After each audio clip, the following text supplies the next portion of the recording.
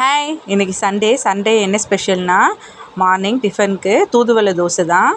தூதுவளை முள்ளெல்லாம் கட் பண்ணிவிட்டு வாஷ் பண்ணி வச்சுருக்கேன். ஒரு 10 போல் சின்னதாக இஞ்சி கட் பண்ணி வச்சுருக்கேன்.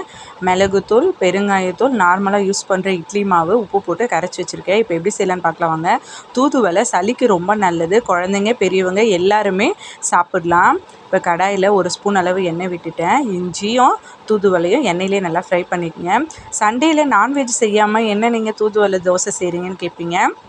ஆடி கிருத்திகை வருது, அதனால் காவடி எடுப்போம் முருகருக்கு. திருத்தணி கோயில் போவோம், அதுக்காக எல்லோரும் நாங்கள் விரதம் இருக்கோம். அதனால் நான்வெஜ் இல்லை. இப்போ எண்ணெயிலே நல்லா வதக்கிங்க. தூதுவளை தோசை குழந்தைங்களுக்கு கொடுங்க, ரொம்ப நல்லது. 1 வயசுக்கு அப்புறம் குழந்தைங்களுக்கு கொடுக்கலாம். நான் அப்பத்துலேருந்து கொடுத்துட்டு தான் இருக்கேன். கிடைக்கும் போதெல்லாம் தூதுவளை வச்சு ரசம், தோசை, சூப்பு அந்த மாதிரிலாம் வச்சு சாப்பிடுவோம். இப்போ ஒரு மிக்ஸி ஜாரில் தண்ணி ஊற்றி நல்லா அரைச்சிக்கோங்க. ஆனால் கசப்பே இருக்காது. நீங்கள் கண்டிப்பாக ட்ரை பண்ணலாம். தூதுவளை கசக்காது.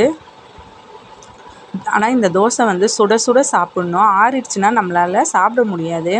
ஒரு தோசைக்கு மேலே சாப்பிட முடியாது. சூடாக சாப்பிட்டிங்கன்னா 3 தோசை கூட நல்லா சாப்பிட்லாம். மொறு மொறுன்னு இருக்கும். பாருங்கள், இப்போ நல்லா அரைச்சிட்டேன். இதை நம்ம இட்லி மாவில் கலந்துடலாம். நல்லா கலந்துடுங்க. கொஞ்சம் தண்ணி ஊற்றி நல்லா கலந்துருங்க.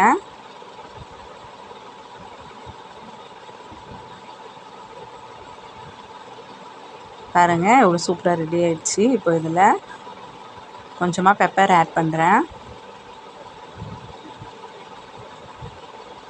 இன்றைக்கி இந்த தோசைக்கு நான் தேங்காய் சட்னி தான் செஞ்சுருக்கேன். நீங்கள் கார சட்னி, தக்காளி தொக்கு எது வேணாலும் செய்யலாம், டேஸ்ட்டாக இருக்கும். இப்போ இருக்க கிளைமேட்டுக்கு இந்த மாதிரி தோசைலாம் செஞ்சு சாப்பிடுங்க, ரொம்ப நல்லது.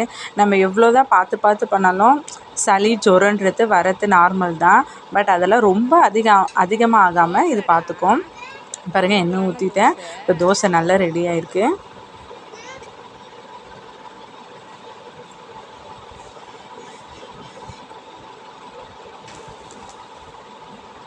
பாருங்கள், நம்மளுடைய சூப்பரான தூதுவளை தோசை ரெடி ஆகிடுச்சி. நீங்கள் கண்டிப்பாக ட்ரை பண்ணி பாருங்கள், சூப்பராக இருக்கும். இந்தமாரி மழை டைமில் அடிக்கடி செஞ்சு சாப்பிடுங்க. பார்த்திங்கன்னா, நம்மளுடைய தோசை ரெடி ஆகிடுச்சு. மொறு மொறுன்னு இருக்குது. பார்க்கவே டேஸ்ட்டு சூப்பராக இருக்கும். கண்டிப்பாக ட்ரை பண்ணி பாருங்கள். சப்ஸ்கிரைப் பண்ணுங்கள். Thank you so much. Bye friends.